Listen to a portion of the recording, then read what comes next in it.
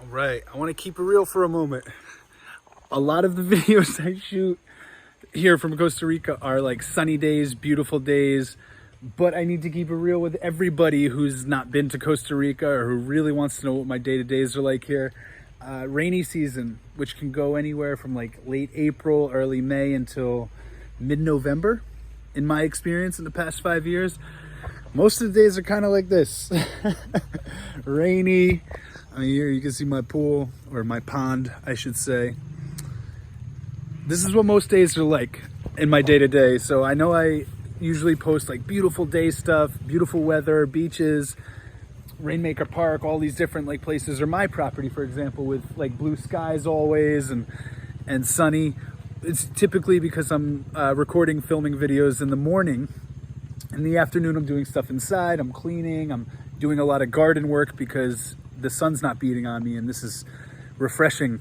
It's probably, if I were to guess in Fahrenheit, maybe 80 degrees right now, 75, 80 degrees with a light drizzle, so it keeps it cooler. And I mean, typically in a hard, heavy sun morning, 9, 10 a.m., you could get like an hour to 2 hours of work in before you need to like really take a break and rehydrate and refuel. And in weather like this, I could work 3-4 hours nonstop, just rehydrating every once in a while. But I wanted to take you on a tour of the property, of the jungle temple, of my space during a rainy day, a typical day. I wanted you to see it the way I normally see it, with gray skies and, you know, the trickling of the rain, we should say, which is beautiful. So here, adjacent to my pool, I have a lot of things growing now. You'll see a lot of this natural bush growing. This was an ornamental when I moved here, and I've actually let it grow out of control intentionally, because as you can see, my first year here, I plugged in little baby dragon fruit, and now it's climbing and ascending the entire bush that's here. So this is going to be a great place to present dragon fruit close to my house. I have a papaya tree growing here. I have lots of pineapples growing on the side of the pool, a little long grass, coconut, plantains, a little cacao growing here. These are all my floral effervescence, I should say. So this is chan, then there's basil, and then there's lemongrass, and I have lemon verbena here as well. So near my outdoor shower, it's all this really good smelling stuff. As we walk, I'm gonna do kind of a dissection. I'm gonna cut right through the middle of my property and then circumambulate as we go. Wow, that looks so beautiful, huh? That just started as like 3 or 4 tall, thin ones, and then it's become this big, beautiful bush that holds dragon fruit now. So as I step down from my pool area, these are they call them bananos enanos, or dwarf bananas. They're little baby bananas that you can buy. Here I have a cacao, another cacao. This is the private exit entrance to my bedroom suite. Down here I have a lot of pineapples. I think I've got about 10 here. This is a different type of banana that a friend gave me, so I try to get a lot of variety in here. I have a little baby mango growing. This is the large caimito, and then back here we have a couple coconuts, guava, big mango tree. I've got a big avocado there that you've seen from other angles. But walking through, got another guava here, another acerola cherry here. This vine that's growing up over this beautiful ornamental is ayahuasca, actually. So I'm gonna grow next to my tennis court. I don't know if you can see it. Oh, behind me is the tennis court. This vine is now growing, and it's hopefully gonna grow up and maybe grab the top of the fence of the tennis court and start to go that way. But also, as we create a tunnel here, it's going to reach up over my head. Let's see it behind me. So there's the ayahuasca. It's gonna come up and over like a tunnel and grab the caimito tree eventually and create, like I said, a natural tunnel here. And I've planted a lot of these ornamentals. So I also have a little ayahuasca vine coming in here. That's gonna grab this ornamental, come up, and it's gonna meet in a tunnel here, yeah, with that ayahuasca. Anyway, that's going to be kind of my entranceway to what is now my new guarded vegetable garden. So any of you that have been following me for the years that I've been here know that I grow a lot of fruits, I grow a lot of spices and herbs, but vegetables have been really difficult because this climate is really rainy. So you've got to have the vegetables in an area that, you know, have good drainage, but also has a lot of sun. and also protection. Because my big issue with vegetables and some of my fruits here are the cows that randomly, find their way into my property sometime. All of my neighbors are cattle farmers, so there's literally hundreds of cows around. Sometimes a few rogue ones, independent thinkers, find their way onto other properties, and mine just happens to have an abundance of food that they love. So with things like bananas and corn and tomatoes, I know they really like. There are a few foods that the cows really like to go for. Sugarcane. I'm just running a bunch of them through my mind, but they have destroyed hundreds. I'm serious. In the past year and a half, hundreds of corn stalks that I had growing. I've literally eaten 0 corn from the thousands of seeds I've planted in the past year and a half. So this is my solution. I've built this kind of closed in garden area, and as you can see, there's some prints here. Before I closed it in, the cows did get in here and they ate about 100 of my plantings of corn. Some of them survived, so these tall guys spouting out are the ones that survived. And if you look extra closely, this is a new corn seed, and I just spread about another 100, 150 in here, along with, let me see if I could find some. Yep, see all the corn. I also put black beans. So there's going to be black beans growing with corn. I also have squash growing here.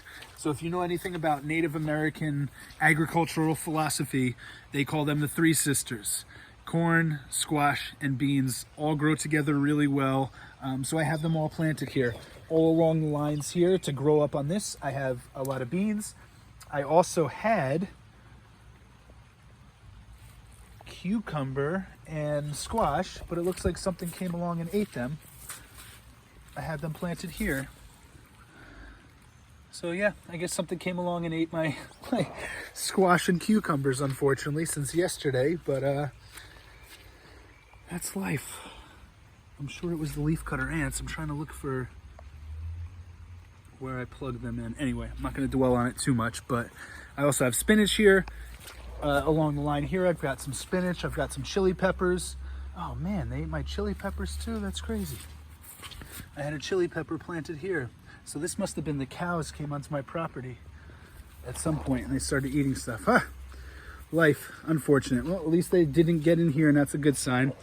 And I have some basil here. So this is really good basil. Eat that with tomato. In here, you can see this a little mashed up. What I did was I dug it about a foot deep.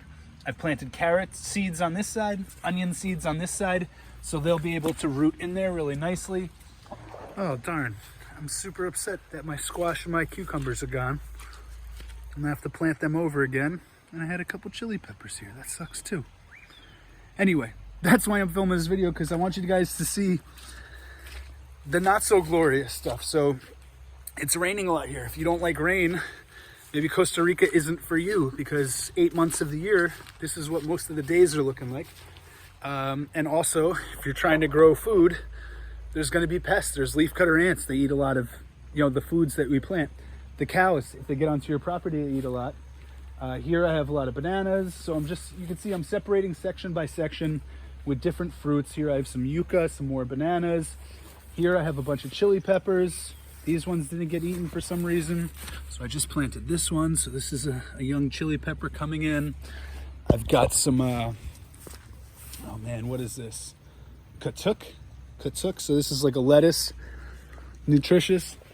Another chili pepper, 2, 3, 4, 5. Bunch of katuk. This is white turmeric actually, and somewhere over here I have regular turmeric. Bananas. Interspersed, I should say. This will be a jackfruit. Anybody that knows jackfruit, this will be a jackfruit. On that side, I have another mango. This is the back border of my property. We have lime tree, bananas, yucca, limes, yucca, kind of all intermingled throughout there. And then the far length of my property, we're gonna go this way.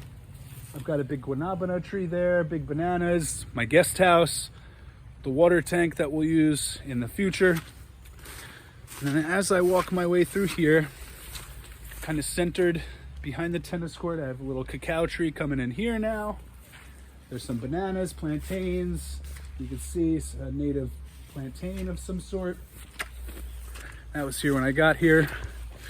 And then this section was all corn, but as you can see from all these massive footprints, the cows were over here. So they must have taken my chili peppers and my squash yesterday. So I got to replant that. Yeah, you can see they were walking all along here. See the cow pathway? Maybe not, but it's there. Big guava tree, some killer bees that I got to get rid of. This is a little avocado coming up, about 2 years old. Lots of plantains over there. If you've been watching my videos recently, you've seen this from the inside. This is my new custom chicken coop that I made, giant chicken building. So here is where I will lift and pull the eggs out at some point soon, hopefully. And then let's say hi to the chickens. This is the other side of the tennis court. I've got some bananas planted here. This is the chicken coop really sealed up. And as we enter, you guys come with me. Move this. This is my lock for my door. These were my former closet doors from inside my bedroom that I repurposed. And now let's go into the greenhouse, the green room. Hey guys, what's up everybody? Look at how big these guys are getting. Everybody's getting so big. So yeah, they got plenty of space. There's their little nesting areas. Here they've got lots of, food, water, lots of mangoes, sugarcane, plantains, lots of things to eat, lots of places to perch. So I'm just trying to hook them up. And you'll see we've got 1, 2, 3, 4, 5, 6, 7, 8, 9, 10, 11, 12, 13, 14, 15, 16, 17, 18 of these guys left. I originally bought 20 of them. One has passed away. One escaped. I think he went through a little hole in there and maybe something got him outside. Other than that, everybody's still thriving. This guy needs to be sold or traded for somebody to enjoy a meal out of, because I think he might have actually killed the one that passed away here when they were fighting for food or something. I don't know. But anyway, they seem to be at peace. At some point soon, once these little guys get a bit bigger and can defend themselves, I'm going to open that piece of metal and they'll be able to go up that ramp and down another little ramp made out of chicken wire so my dogs can't get in and out of it, to the backyard, and then they can go forage and harvest everything and anything that they want to eat, bugs, lizards, whatever they can find food-wise. So yeah, that's my little chicken coop. I got the door, double door, so it's nice and secure from any other animals. That's what's nice is at this point, other than a disaster with the other 9 chickens, that big white one was one of 10, and he's the only survivor. And I'll just say that my beloved, dear, elderly Jasmine, my oldest dog from the United States, she is if you could qualify an animal as a psychopath, she would be a psychopath because she is a murderer. And she has no compassion for living things other than, I guess, other dogs and humans. But she's the sweetest little girl, if you know Jasmine, and she just murders animals for some reason. It kind of tortures them too. So my first week or so with the original 10 chickens, which was kind of serendipitous, and I'll explain why. Let me step into the restaurant really quick. In my first week, few days with these chickens, I hear some hysteria going on. I run over. Jasmine had gotten in there and had killed 9 of the 10 little baby chickens.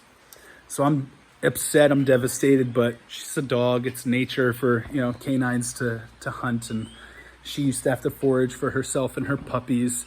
So I get it. It's instilled in her nature, her programming, but she gets food. She doesn't need to kill things. Anyway, we're talking existential, philosophical shit. But anyway, she killed the first ones. I was really upset. I went to the store and I apologized, to the veterinarian who sold them to me. I said, I promise I'm responsible. It's just this dog, and I didn't have it sealed up enough. And I did have it sealed, and she actually pushed a piece of that metal in. So she risked cutting her head off to get these chickens. And I fixed that. So obviously you just saw it's super secure now. They're safe, other than random stuff that might happen. But yeah, anyway, having chickens is great. Hopefully very soon they will have eggs, And that's back to my point. The original chickens I bought, they were not egg-laying chickens, which I didn't realize. This is all new to me. They were meat chickens, chickens that you grow to that size of that white one and then slaughter and eat for meat. And my God, I wasn't going to be able to slaughter 10 chickens and eat 10 chickens. I'm just a single guy here. So it would have been like a business thing where I would have been raising them and then selling them for profit, which could be a viable business avenue in the future, absolutely, now that I have this coop. But I'd much rather be raising hens and selling eggs than having free eggs for myself for the rest of my life and not have to slaughter anything and not have to go through that process. But it was good to know that I do have this possibility in the future if I want. But thankfully, sadly, but thankfully, Jasmine killed 9 of the 10, and I just have that one big one, and I think I'm going to trade him to one of my neighbors for like a shit ton of avocados. So I think that's a good deal. And yeah, so anyway, I just wanted to give some updates in rainy season. This is, you know, the restaurant before we really begin finishing renovations here. I've got some plans for the next couple months, you'll see. And then this is like an outdoor sitting space. I'm going to kind of stack the ground up a little higher and do a little concrete platform so we can put some chairs there and make it really nice. And then this will be either a small home at some point if somebody wants to move here and, you know, partner with me in some of these projects, start your own garden outside here, maybe work in the restaurant or be creative with some foods. Or if nobody moves into the space, we're going to make that like a little store, like a little super, or a little mini market, as you would call it in the United States. And yeah, so just a little bit of renovations there. It's already got, you know, electric, water hooked up. I just got to update the aesthetics a little bit, and then we could just put a little shop in there, which is cool. And then I'm building up the entranceway for the restaurant, the commercial side of things. Ooh, I almost forgot. This is a star fruit, so that's growing really well. This tree here. Ooh, where are we? This tree there. And if you haven't seen or tasted a star fruit, I highly recommend it. It's got some bananas here, a lot of flowers, lemongrass. This area, you can see a ton of turmeric growing. All of that is turmeric. So there's a ton there. This is an avocado that's almost in its fruiting stage now. Been a few years already. More turmeric, more oregano, little storage areas. As we walk around, you'll be able to see some of my colored garden coming in, which is beautiful. This is an acerola cherry we're under, another avocado, lemongrass, bit of the garden. There's a pomegranate in here. A lot of the flowers, the tennis court. Got some chili peppers growing in this section here. It's another pomegranate. This is a caviar lime. This is some type of citrus. I think this is going to be grapefruit. I'm quite sure I planted a grapefruit seed here a couple of years ago, so we'll see. Yeah, some nice colors. Hello. Pretty flowers. Yeah, flowers, guanabana, goyaba. Lots of cacao. Now we're back in the front of my property. You guys have probably seen this before, I'm sure, plenty of times. But what's nice is a lot of the new colors are coming in. So we've got some really cool flowers. We've got beautiful leaves on these bushes and ornamentals. These fuchsia color is really nice. We've got a lot of things coming in here. You can see the reds, the purples. We've got some really cool dynamic leaves coming in. Gifts from friends that I've planted around. Lots of cacao, mangosteen. These are pretty flowers that have been coming in lately on these big kind of lotusy vine looking things. Really cool. Really cool. Now what I love is the kind of aesthetic of the dynamic leaf expressions that are coming in here, and it's all going to form like a tunnel and a canopy over my driveway at some point. So everything's going to grow tall and get interconnected, and this one day will be a tunnel of floral and edibles. And you can see my fountain, which is growing dragon fruit at this point. And we got coconuts in the back, and everything's coming along well. And look at these cool guys, huh? Isn't that a cool flower? Anyway, we will just say adieu. I will bid you adieu. Oh, where is he? My boy Hercules, the grave of Hercules. And as you can see, my tunnel plan is happening here. It's the acerola cherry, so it's starting to drape over the driveway, which is really nice. And at some point, this will all be a big tunnel. And yeah, so we just have tunnels. There'll be tunnels everywhere. Tunnels, green tunnels. And yeah, we got chili peppers. We've got this really cool purple flower. Isn't that so cool? And one more I want to show you. This is one of my favorites I found in Parita and was able to salvage some for here. Look at that. Isn't that so cool?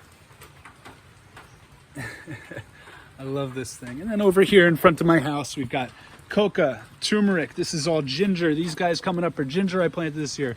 Shishito chili peppers. These are blue Java bananas. So, and more guanabana.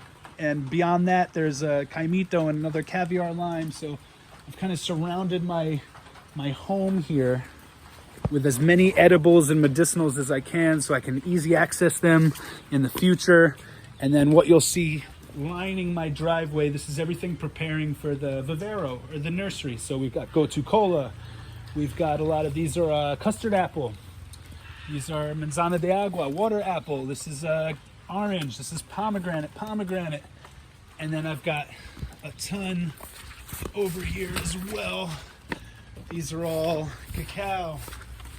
These are guanabana, papaya. Those are jackfruit. These are avocado, ginger, coca. Oh man, I forgot what the names of those things are, but it'll hit me. It's like a cucumber that grows on a tree. Guanelama, I think that's the name. No, I think Guanelama is lemon verbena. I don't know what these guys are called, but you could look it up. A cucumber that grows on a tree and you'll see it. And I'm sure as soon as I stop recording this video, I'm gonna remember the exact name. But anyway, the boots are off. I am done for the moment. I just wanted to give you guys a rainy day tour because very seldom, not often, am I recording anything or filling you all in, filling my people in on what the rainy days are like here. Yeah. It's beautiful, beautiful, beautiful, beautiful. Anyway, signing out. A tune-up or a catch-up or a tune-in and an update from the Jungle Temple. I just wanted to update you guys. I wanted to get something posted. I've got a lot more things coming soon as far as like what I'm growing and taste testing and things like that. But I just wanted to give a rainy day update because if you're planning to come to Costa Rica anytime between, at least in the Central Pacific area, between May and November, most of the time this is what it's going to look like, but it's going to be super pleasant. This is beautiful. It's wonderful. I absolutely love it. And I'm very grateful because the rain is really nice. This is really comfortable to work in. It's really refreshing. Yeah, it just gets a little muddy sometimes. So you got to definitely keep a towel in front of your door. Wipe your feet off, wipe the shoes off, specifically the dog's feet. If you have dogs, they're going to be dragging in a lot of mud to the houses. So, yeah, that's all I got for you. And signing off. Thank you guys for tuning in. I appreciate you. Like, subscribe, and please share. If you're not subscribed yet, please be sure to subscribe. If you have any friends that are interested in visiting Costa Rica or starting a food forest, have them reach out to me, have them subscribe, tag them in this, share this with them. I appreciate it a lot. And other than that, I would love to hear, thoughts and comments. Let me know when you're visiting Costa Rica. Let me know if you're trying to grow any food at home. Let me know if you have any thoughts about what I should be planting here or doing more of here or focusing on more in the videos. I do this for you, literally. I want to provide so much value and kind of joy in living in a food forest and building a food forest that you start to do it yourselves. That's ultimately the point of all this. I mean, I share some fitness stuff. I share some philosophical, inspirational stuff. I share some funny stories sometimes. But ultimately, this channel, my life purpose is to encourage other people to grow as much food as possible or medicine or, edibles, anything that you could sustain off or feed your family with, feed your pets with, feed your neighbors with. This is my life's purpose at this point. I really want to, recultivate the planet the way it was meant to. Before we started destroying it as a mass population. And I'm not the only one doing this out here. I'm not the only one doing this in the world. Some of my favorite people are food foresters and permaculture people. And, if I can spread it to a population that's maybe not necessarily tuned into these things, that would be my goal. And that's my purpose in life, is to, provide that mustard seed of inspiration that's going to grow within you and hopefully inspire you to do these things one day, or at least encourage other people who have the resources to do these things to do them. And maybe you could reap the benefits of the work that they're doing on their property if you're not a person that has land or has access. So there's always solutions. Even if you're living in an apartment in New York City that's 100 square feet, you can get an aquaponic system or a hydroponic system or an aeroponic system at this point. There's a lot of technologies that are being invented that, can allow us to become more self-sufficient, self-reliant. Obviously, not everyone has access to the resources financially or existentially or mobility-wise to move to another country in the tropics and buy a few acre property. But some of you do. You're just procrastinating on it. You're making excuses for it. So if this is something you've wanted, we have dreams for a reason. Like I said in my last video, that dream was sent to you by the divine realm so you could enact it here in the physical realm. So if you feel you want to do this, go do it. If you have any questions, ask me. If you have any fear, use that fear as wind in your sails, not an anchor to your boat. I love you. Peace.